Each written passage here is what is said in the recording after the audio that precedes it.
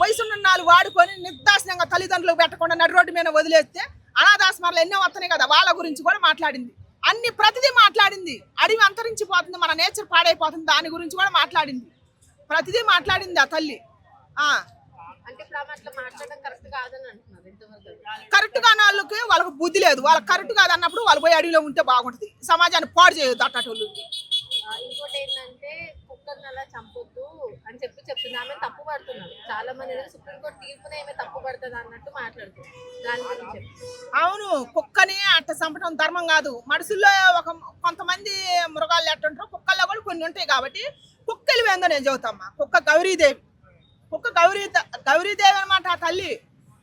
ఆ తల్లి ఇంటి ముందులు ఉంటే గ్రామ సింహం అనేది ఎందుకు? కుక్కకే కదా ఆ పేరు వచ్చింది. సింహం తర్వాత కుక్కకే వచ్చింది ఆ పేరు. గ్రామ సింహం గౌరీదేవి అని. కాలభైరవ అని గుడి కూడా ఉంది. కాలభైరవుడి గుడికి పోతే మనకి కొంతవరకు భూతపేత ప్రశాసాలు పడితే పోతాయని ఆ చరిత్ర కూడా ఉంది. ఇంటింటికి ఊళ్ళల్లో కూడా కుక్కలు ఉన్నాయి. సిటీలలోనే పారం కుక్కలు తెచ్చి పెంచుకుంటారు, కానీ ఇంటింటికి మన తెలుగింటి కుక్కే ఉంది.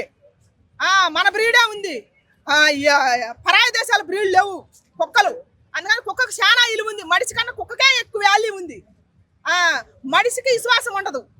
ఇప్పుడు పెడితే ఇప్పుడే, ఇంకాసేపు పెడితే ఇంకాసేపే తిని పక్క చేపలు కాల్చే రకం మనిషి జాతి.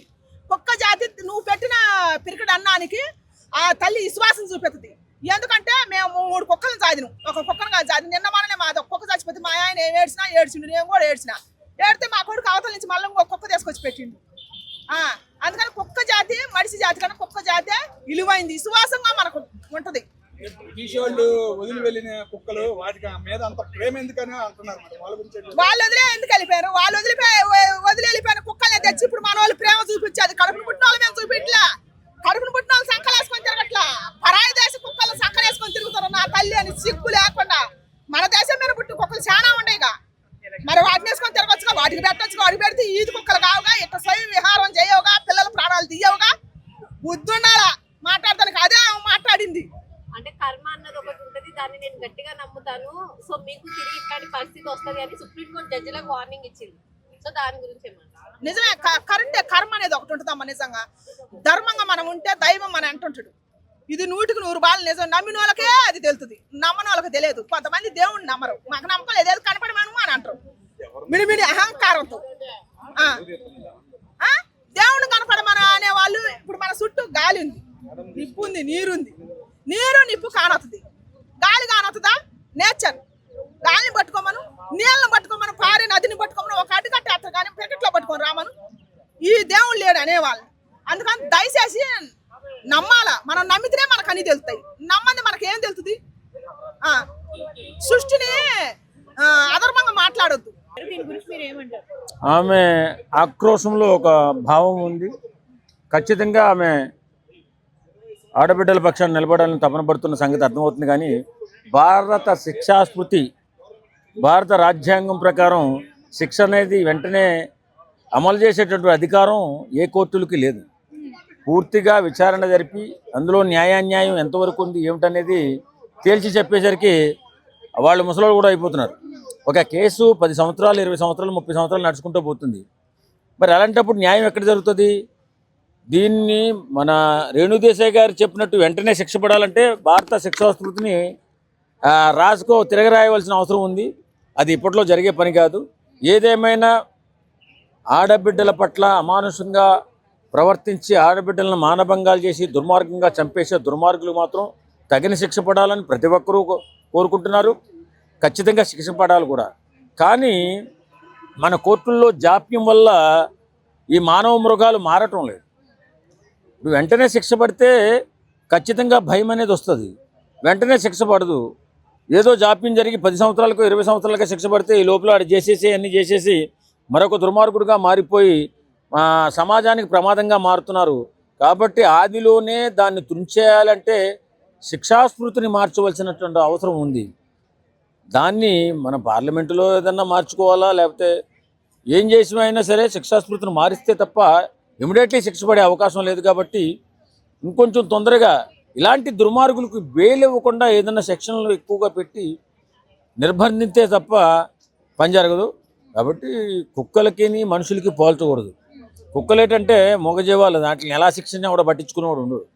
ఏదో కొంతమంది సామాజిక కార్యకర్తలు ఏదో బాధపడుతుంటారు, అవి జీవాలే కదా, వాటికి కూడా ప్రాణాలే కదా, వాటిల్నేమో ఏదో కరిస్తే వాటి ప్రాణం తీసేస్తున్నారు, ఇక్కడ రేప్ చేస్తే వాడిని మాత్రం వదిలేస్తున్నారు.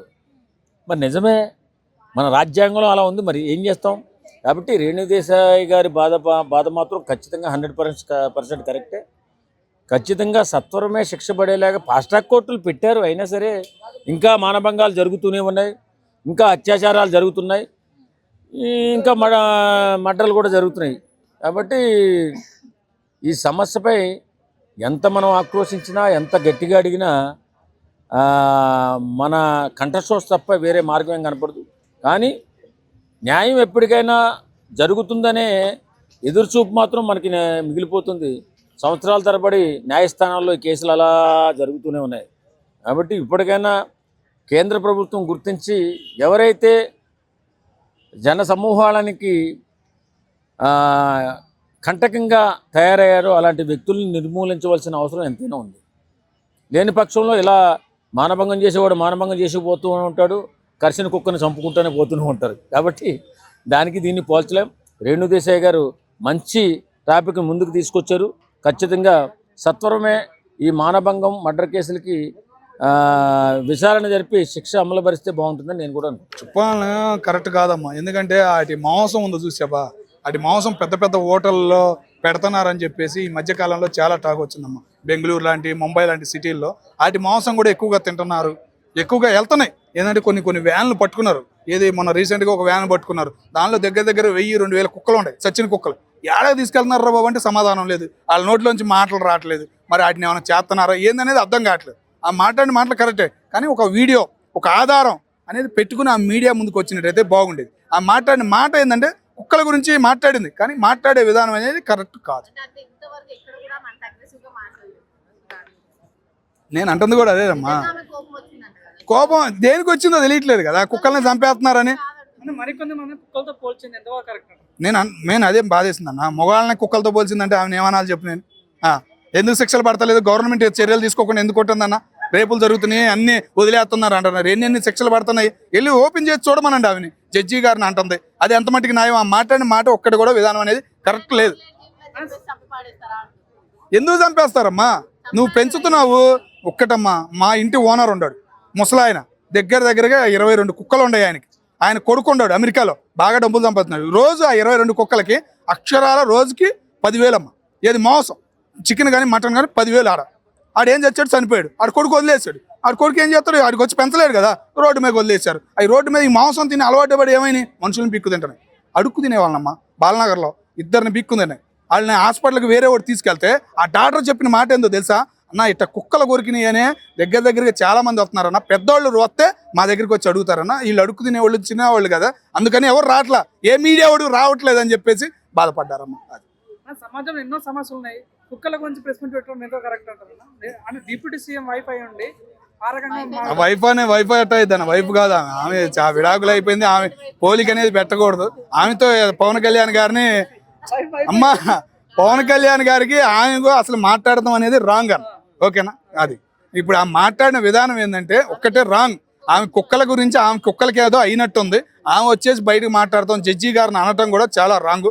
కంపల్సరిగా గవర్నమెంట్, పోలీసులు స్పందించాలి, ఆమె మీద చర్యలు అనేవి కూడా తీసుకోవాలి. ఎందుకంటే కుక్కలకి మగవాళ్ళకి లింకులు పెట్టింది, చాలా రాంగ్. అది మేము పెట్టలేమా? ఆడాలకి మేము పెడితే ఎట్లా ఉండిద్ది? కాబట్టి ఆమె అనే మాట్లాడిన మాట రాంగ్. కంపల్సరిగా పోలీసులు అనేవాళ్ళు ఆమె మీద, ఆ మాట్లాడిన మాటల మీద చర్యలు అనేవి తీసుకోవాలి. అంత ఫైర్ అవ్వాల్సిన అవసరం ఏమొచ్చింది?